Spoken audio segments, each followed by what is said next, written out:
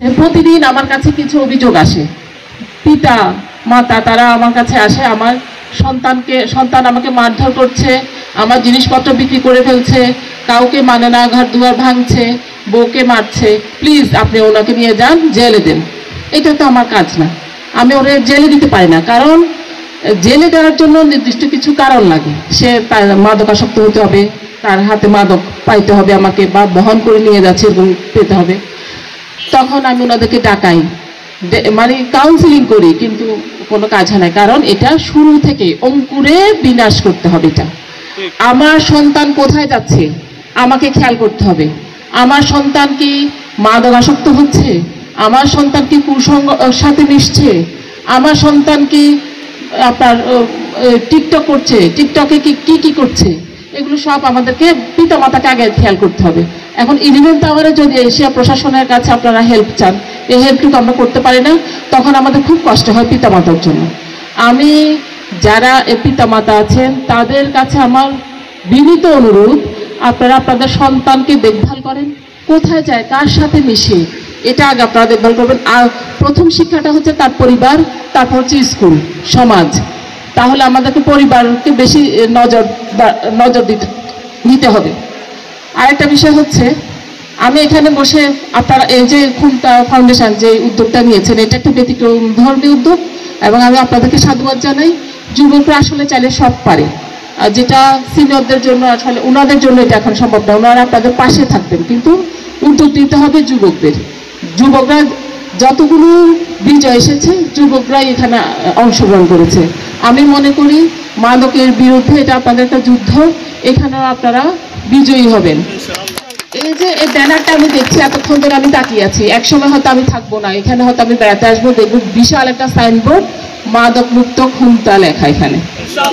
এটা আমি আশা করি এই গ্রামটা হবে মাদক মুক্ত গ্রাম খুমতা। এখানে আপনি আস্তে আস্তে করে, এই যে সবাই বলেছেন এখানে 100 জন মানুষের মধ্যে 10 জন আসক্ত, তাহলে আমরা 90 জন আসক্ত না, এবং 90 জন আমরা এটার বিপক্ষে। তাহলে আমরা এই 90 জনের মধ্যে শিশু, বয়স্ক, যুবক সবাই আছেন। আমরা যদি এই 90 জন মানুষের মধ্যে আমরা 50 জনও যদি এদের পাশে দাঁড়াই, তাহলে ওরা কিন্তু সংখ্যায় বেশি না, তাহলে আমরা এটাকে মাদক মুক্ত করতে পারবো।